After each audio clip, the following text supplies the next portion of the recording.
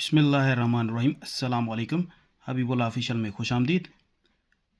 IBA BPS 5 to 15 matriculation category का आज का जो पेपर हुआ है 22 जून 2025 को, उसका मैं आज मैथमेटिक्स का पोर्शन सॉल्व करूंगा और बिल्कुल ही सिंपल और आसान तरीके के साथ सॉल्व करूंगा जैसे कि सबको समझ में आए। और जिनका आज टेस्ट हो गया है तो वो अपने वेरीफाई करेंगे कुछ उनके कितने क्वेश्चंस करेक्ट हैं, और जिनका टेस्ट अभी तक नहीं हुआ है वो तो लाजमी देखें इस वीडियो को, ताकि जो नेक्स्ट उनका टेस्ट होगा तो उनको इन प्रॉब्लम्स में से इन जो है मैथमेटिक्स के जो क्वेश्चंस हैं इनमें से काफ़ी सारा फ़ायदा होगा, क्योंकि इनको मैं इंशाल्लाह सिंपल और आसान तरीके के साथ सॉल्व करूंगा जैसे सबको समझ में आ जाए। तो स्टार्ट करते हैं। ये मैथमेटिक्स का पोर्शन है आज की डेट का 22 जून 2025, और ये है बेसिक अर्थमेटिक 41 से लेकर 50 तक। तो इसका जो है क्वेश्चन नंबर 41 है, if A is equal to set A is equal to 2 4 6 8 10 then. अब देखें ये सेट ए है तो ये अंदर इसके जो हैं ये मेंबर्स या एलिमेंट्स हैं, तो ये जो है इनका जो है ये इनके मेंबर हैं, यानी इन मेंबर्स का जो ताल्लुक है वो सेट ए के साथ है। तो क्वेश्चन नंबर 41 का जो करेक्ट आंसर है वो है ए 4 बिलोंग्स टू ए। यहाँ पे इक्वलेंट की भी निशानी है, 4 इक्वलेंट टू ए, नहीं ये भी नहीं है, 4 इक्वल टू ए ये भी गलत है, और 4 नॉट बिलोंग्स टू ए ये भी गलत है। तो 4 बिलोंग्स टू ए यानी 41 का करेक्ट और ऑथेंटिक जो आंसर है वो है ए। जिसने मार्क किया उसका ये बिल्कुल सही है। उसके बाद है क्वेश्चन नंबर 42, इसको ज़रा देखें। Select the following numbers that are exactly divisible by 4। अब एक बात याद रखें कि कोई भी नंबर हो उसके जो नीचे डिविजिबल होगा तो वो जो अगर इवन नंबर है तो ऊपर वाला भी इवन नंबर होगा, यानी तो उनका जो आंसर जो है वो डेसिमल में नहीं आएगा, तो वरना दूसरों का जो है डेसिमल में आएगा। ये देखें इनका जो आखिरी जो डिजिट है वो है आड नंबर, या इनका भी इसका जो है वो आड नंबर है और इसका भी जो है आड नंबर है। अब ये 4 इवन है तो जाहिर सी बात है कि इनका जो लास्ट डिजिट होगा ऊपर जो न्यूमरेटर होगा तो उसका भी जो होगा वो लास्ट डिजिट वो इवन में होगा। तो इवन में हो और फाइनली आप उसको फिर चेक करें, अगर ये इवन में होते तो हम वेरीफाई करते। अभी तो ये तीनों जो है 8 नंबर है फाइनल वाले, ये 5 3 और 5, तो इसका ज़ीरो ये इवन नंबर में आता है। तो इसकी वजह से ये एक तो इनके फाइनल में ज़ीरो हो या 4 हो या 8 हो तो ये जो है डिविजिबल होंगे 4 के साथ। तो क्वेश्चन नंबर 42 का करेक्ट आंसर है, यानी 4 के साथ जो डिविजिबल है वो है न्यूमरेटर वो है 2000। तो 42 का आंसर ए है, जिसने मार्क किया ये बिल्कुल करेक्ट और ऑथेंटिक है। उसके बाद है question number 43, if under root X is an integer the following statement must be true. तो इसमें जो है अंडर रूट एक्स है तो वो एक इंटीजर है, यानी इज एन इंटीजर, यानी अंडर रूट एक्स जो है इसका जो आंसर आए वो एक इंटीजर में आए। अब इंटीजर कौन से नंबर है, मैंने आपको पहले भी कल भी बताया था अपने वीडियो में कि इंटीजर वो नंबर होते हैं जिसमें 0 से स्टार्ट होते हैं और प्लस माइनस के सिंबल के साथ 1 2 3 जो भी हैं चलते चले जाते हैं, वो सारे इंटीजर होते हैं। तो इसके साथ इसका जो है करेक्ट ए में है x is an even number, x is B है x is always a negative number, x is a perfect square, x is a prime number. अब देखें इवन नंबर हो तो ये परफेक्ट स्क्वायर नहीं होगा, इसका आंसर जो है डेसिमल में आएगा तो वो इंटीजर नहीं कहलाएगा। तो x is always negative number, अगर नेगेटिव नंबर यहाँ पे एक्स पुट होगा तो वो इमेजिनरी नंबर हो जाएगा, इंटीजर नहीं होगा। परफेक्ट स्क्वायर ठीक है ये, और x is a prime number, अगर प्राइम नंबर यहाँ पे कोई भी हम पुट करेंगे तो वो भी जो है ज़्यादातर प्राइम नंबर के साथ वो इरेशनल होते हैं, तो वो पॉइंट में उसका आंसर आएगा, वो भी आंसर इंटीजर नहीं होगा। तो x is a perfect square ये इसका करेक्ट आंसर है। 43 का ऑथेंटिक आंसर है सी, जिसने मार्क किया उसका बिल्कुल करेक्ट है। क्वेश्चन नंबर 44 है, a rational number can always be written as a fraction of two integers, a whole number only, a decimal that never ends, a decimal that never repeats।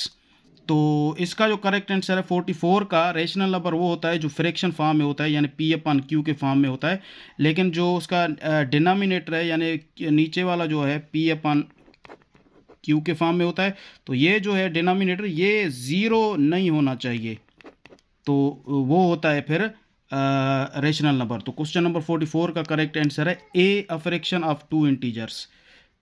जिसने mark किया उसका सही है।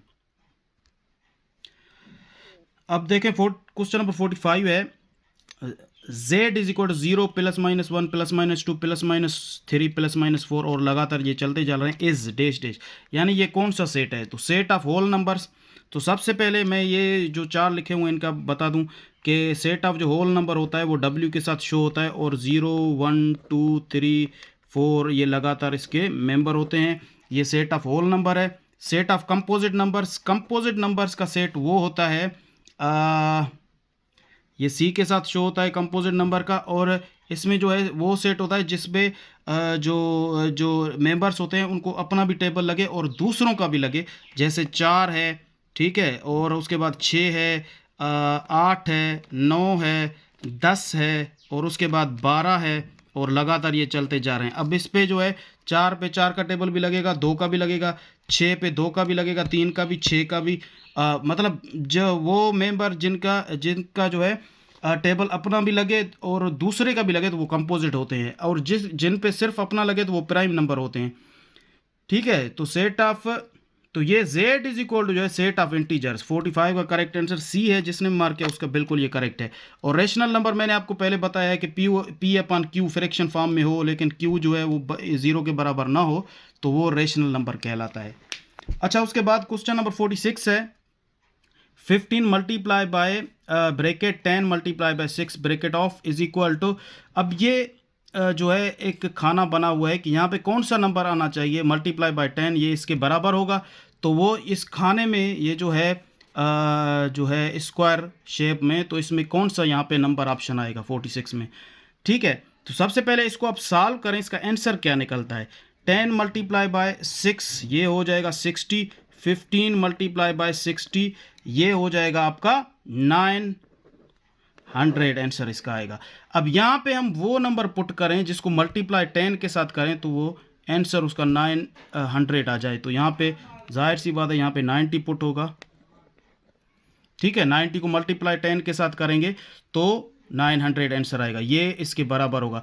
या ऐसे आप इसको इस तरीके से समझें या इस तरीके के समझें कि यहाँ पे जो है सिंपली 15 को यहाँ पे 10 लिखा हुआ है, लेकिन ये 15 मल्टीप्लाई बाय 6 जो है यहाँ पे नहीं लिखा हुआ है, तो इसको जब मल्टीप्लाई करेंगे तो 90 आंसर आएगा। 90 को मल्टीप्लाई बाय 10 करेंगे तो 900 आ जाएगा। तो इसका करेक्ट आंसर है 46 का 90, डी। जिसने मार्क किया उसका बिल्कुल ये करेक्ट है। तो ये खाना जो है 90 के बराबर है। क्वेश्चन नंबर 47 है if C is equal to ABEF and D is equal to 2 4 8 10 then C intersection D is, ये इंटरसेक्शन का सैंपल है। तो इसका कल क्वेश्चन भी आया था कि ये किस चीज़ का सैंपल है, तो ये इंटरसेक्शन का सैंपल है। अब सेट में जो है इंटरसेक्शन का क्या फंक्शन होता है, से दो सेट में से इंटरसेक्शन जब हम सॉल्व करते हैं, इंटरसेक्शन का प्रॉब्लम जब करते हैं तो दोनों में सेम एक जैसे जो मेंबर होते हैं वो इंटरसेक्शन में लिखे जाते हैं, एक जैसे जो नहीं होते वो नहीं लिखे जाते हैं। तो सी इंटरसेक्शन डी जो है इसमें एक में ABEF है मेंबर और दूसरे में 2 4 8 और 10 ये अलग अलग मेंबर्स हैं, इसीलिए सी इंटरसेक्शन जो डी है वो खाली सेट होगा। यानी 47 का करेक्ट आंसर ए। ये दोनों ब्रैकेट्स हैं, अंदर कुछ भी नहीं है तो ये खाली सेट है। सी इंटरसेक्शन डी, इन दोनों में से कोई मैच नहीं हो रहा है तो एक जैसे कोई भी मेंबर नहीं है, तो इसका जो आंसर है वो ए है, यानी खाली सेट 47 का, या एम्प्टी सेट इसको कहते हैं या नल सेट भी कहते हैं। 47 का करेक्ट आंसर है ए। जिसने मार्क किया उसका बिल्कुल ये करेक्ट है। बिल्कुल सिंपल से क्वेश्चन है, इनको थोड़ा जो है देखें। उसके बाद है ये question number 48 9 divided by 4 multiply by -4 by 9 multiply by 2 by 3। तो इसको हम इस तरीके से के साथ लिख सकते हैं। यहाँ पे जो है मैं इसको ऊपर थोड़ा यहाँ पे लिखता हूँ। क्या है, पहले 9/4 मल्टीप्लाई बाय -4/9 मल्टीप्लाई बाय 2/3। तो सिंपली जो है अब टेबल्स लगाएं ऊपर नीचे। ये 9 का यहाँ पे एक दफ़ा, इस पे भी एक दफ़ा, 4 का एक दफ़ा, इस पे भी एक दफ़ा। अब यहाँ पे कुछ नहीं है तो ये प्लस का सिंबल है, इस पे भी आगे, इसके आगे कुछ नहीं है तो ये भी प्लस का सिंबल है। तो प्लस को मल्टीप्लाई करेंगे माइनस के साथ तो आंसर आएगा माइनस, और फिर से माइनस को मल्टीप्लाई करेंगे प्लस के साथ तो आंसर आएगा माइनस। तो ये एक तो ये आ गया 2/3 3 इसका आंसर है, और माइनस जो है फाइनली हमने जो सिंबल को मल्टीप्लाई किया तो उसका आंसर माइनस में निकला है, तो यहाँ पे ये माइनस आएगा, तो -2/3 इसका करेक्ट आंसर है।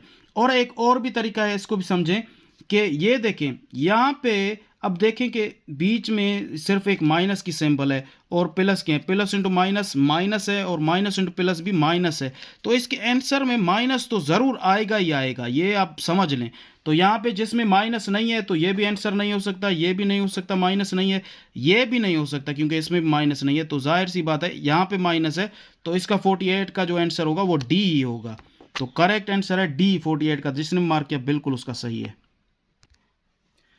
क्वेश्चन नंबर 49 है, इसको थोड़ा समझें। If A less than B and B less than C then, अब ये जो सिंबल है वो लेस देन की है, हो सकता है नेक्स्ट जो कल का पेपर हो उसमें ग्रेटर देन की निशानी हो, ग्रेटर देन की होती है ऐसे इसके अपोजिट में, और ये जो है लेस देन की निशानी है, सिंबल है, इसको रखें, याद रखें।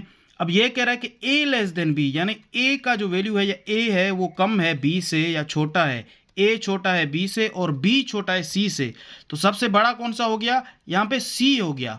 तो जाहिर सी बात है कि ए जो है वो यहाँ पे ए ऑप्शन है, बी छोटा है ए से, बिल्कुल ये गलत है क्योंकि ए छोटा है बी से, बी छोटा नहीं है।